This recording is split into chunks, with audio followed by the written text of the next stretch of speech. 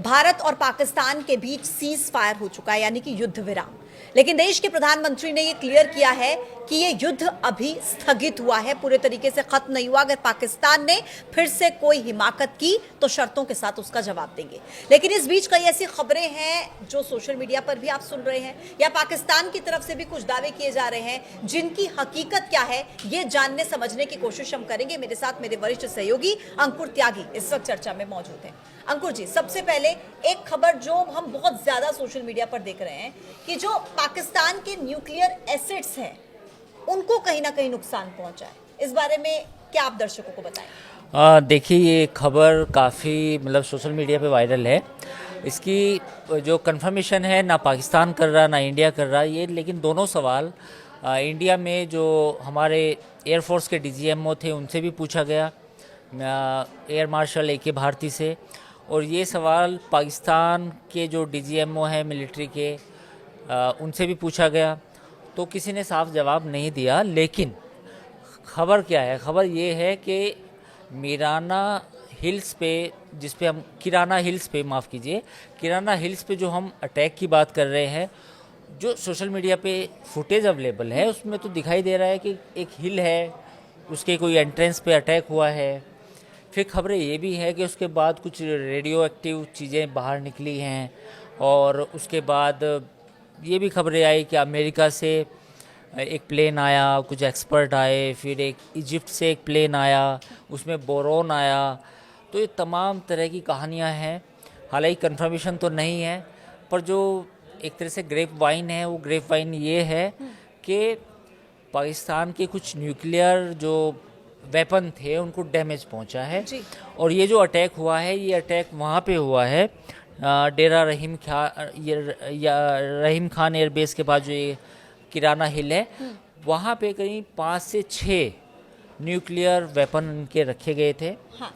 तो और वहाँ अगर पे मैं अंकुर जी गलत नहीं हूँ तो ये भी कहा जा रहा है कि जो युद्ध विराम की स्थिति बनी है वो इसी वजह से बनी है। हाँ बिल्कुल, किससे कहानी यही है। कहा यह जा रहा है कि जो युद्ध विराम हुआ है उसकी वजह यह है कि जब बातचीत चल रही थी उस दौरान युद्ध विराम की शुरुआत हो चुकी थी वैसे, बट सडनली इंडिया की एयरफोर्स ने 2.5 घंटे में कुछ ऐसा तांडव मचाया पाकिस्तान में कि जो बड़े बेस थे, यानी कि सरगोदा में F-16 की एक स्क्वाड्रन है, फिर उसके बाद जो है यार रहीम खान एयरबेस, वहाँ पे अटैक हुआ। तो उस दौरान जो हिट करना था इंडियन एयरफोर्स को टैक्टिकली स्ट्रेटजिकली, वो वहाँ हिट कर दिया। तो अब हुआ कि किराना हिल्स पे इनके stocks in the sense weapon थे न्यूक्लियर एसेट के, तो वहाँ भी अटैक हुआ। तो उसके बाद जो है पूरा हड़कंप सा मच गया पाकिस्तान में भी और अमेरिका में भी। अमेरिका के बेसिकली कहा यह जाता है कि जो पूरा उसका मैनेजमेंट है, रख रखाव है, कहीं ना कहीं वो अमेरिका की निगरानी में होता है, क्योंकि उसमें भी न्यूक्लियर वेपन जो रखे जाते हैं, दे आर नॉट लाइक कि ऐसे ओपन में है। उनका भी पूरा एक सिस्टम होता है कि कैसे उनको रखा जाएगा ताकि रेडिएशन ना हो, और जो एक तरह से उनका जो सपोर्ट होता है कंप्यूटर का, वो भी मुझे लगता है कि वो सारी जानकारी तो अमेरिका के पास है। कुल मिलाकर अभी ऑफिशियली इसका डिक्लेरेशन नहीं हुआ है, लेकिन जो नहीं, वैसे तो कभी नहीं होगा। हाँ, कभी नहीं होगा, बिल्कुल सही, आपने इसी बात पर आ रही थी। लेकिन जो हम स्थितियां देख रहे हैं या जिस तरीके से सीज फायर को लेकर कहा जाता है, वहां से शुरुआत की जाती है, तो ये इसी तरफ इशारा करते हैं कि ऐसा कुछ हो सकता है। कुछ तो हुआ है बेसिकली। हाँ, लास्ट डे जिस दिन ये सीज फायर तो नहीं बोलेंगे, ये अंडरस्टैंडिंग हुई इंडिया और पाकिस्तान के बीच में, उस दिन लास्ट में इंडियन एयरफोर्स ने जो तांडव मचाया पाकिस्तान में, वो देखने लायक है। क्योंकि उनका एक हैंगर जो था वो भी हिट हुआ। उस हैंगर में साब का एक ट्रेनिंग विमान था, और उस ट्रेनिंग विमान की जो कीमत है वो करीब $55 मिलियन की है। तो वो इतना महंगा विमान भी, एक खबरें ये हैं कि वो भी ध्वस्त हुआ है। तो लास्ट के जो 2.5 घंटे थे, वो ढाई घंटे पाकिस्तान को इतने भारी पड़े कि अब उसका जो डैमेज हुआ है उसको काउंट किया जा रहा है। और ये सपोर्ट कहाँ से आ रहा है? ये अब देखिए, सारी चीज़ें आज की डेट में सब गूगल मैप पे अवेलेबल हैं। सारे जो सैटेलाइट मैप की जो सर्विसिंग देती हैं कंपनी, उन पे अवेलेबल हैं। तो एक कंपनी है मैक्सटन टेक्नोलॉजीज लिमिटेड, ये अमेरिकन कंपनी है, और इसी कंपनी से मैप भी खरीदे गए थे। ये स्टोरी भी आई थी मीडिया में, पहलगाम के जो आतंकी थे, जो लास्ट ईयर ये प्लान किया गया था तो मैक्सटन से ही ये खरीदे गए थे जी। मैप्स पहलगाम के पूरे एरिया के। तो अब उसी मैक्सटन कंपनी के जो अब नए सैटेलाइट इमेज रिलीज़ हो रहे हैं उसमें साफ तौर पे पता चल रहा है कि जो यार रहीम खान और जो सरगोदा एयरबेस पे जो डैमेज हुआ है वो बिफोर एंड आफ्टर दोनों की फोटो दिखा रहा है। ठीक है। अच्छा अंकुर जी, ये बेशक ऑफिशियली इस बात को एक्सेप्ट करें ना करें कि इनका जो अभी आपने बताया इनका विमान जो बहुत महंगा था वो क्षतिग्रस्त हुआ है या इस न्यूक्लियर एसेट्स को नुकसान पहुंचा है, लेकिन ऑफिशियली ये जरूर डिक्लेयर कर दिया इन्होंने। इनके सोशल मीडिया पर हमने देखा कितने ऐसे रिपोर्ट्स चले कि S-400 को हमने ध्वस्त कर दिया, हमने आदमपुर एयरबेस को अपना निशाना बना लिया। लेकिन आज उसी एयरबेस से प्रधानमंत्री नरेंद्र मोदी संबोधित करते हैं जो कि साफ दिखता है पूरे तरीके से सुरक्षित है। और प्रधानमंत्री नरेंद्र मोदी को अगर उस तस्वीर में बहुत ध्यान से देखा जाए तो S-400 वहां पर नजर आता है जो पाकिस्तान के झूठ को फिर एक बार बेनकाब करता है। बिल्कुल आपने सही कहा। देखिए हमारे बीच में जो फोटो है S-400 की, ये साफ तौर पे आपको बताती है कि जब आज प्राइम मिनिस्टर जब वहाँ पे पहुँचे तो ये पूरी मैसेजिंग दी गई। क्योंकि देखिए बैकग्राउंड में जो आप देख रहे हैं S-400 की फ़ोटो है प्राइम मिनिस्टर के पीछे, तो ये साफ तौर पे दिखाती है कि S-400 की जो लोकेशन है और जो वो पूरी बैटरी है वो इंटैक्ट है, उसको कोई डैमेज नहीं पहुँचा। नंबर 1। नंबर 2, पीछे आप कुछ विमान भी देख रहे हैं जो खड़े हैं, तो कहीं आपको नहीं लग रहा कि जो हमारी एयर स्ट्रिप है एयरबेस की उसमें कोई डैमेज हुआ है। तीसरा पॉइंट ये है कि जब प्राइम मिनिस्टर अब वायुसेना के विमान से आए तो उसकी लैंडिंग सीधी आदमपुर बेस पे हुई। तो अगर स्ट्रिप खराब होती तो 2 दिन में तो रिपेयर नहीं होती। बिल्कुल। कोई भी स्ट्रिप में अगर आप कोई मिसाइल मारेंगे, गड्ढा होगा वो कम से कम 40 फुट का होगा, फिर उसको आप रिपेयर करेंगे तो कम से कम 8 से 10 दिन तो मिनिमम लगेंगे।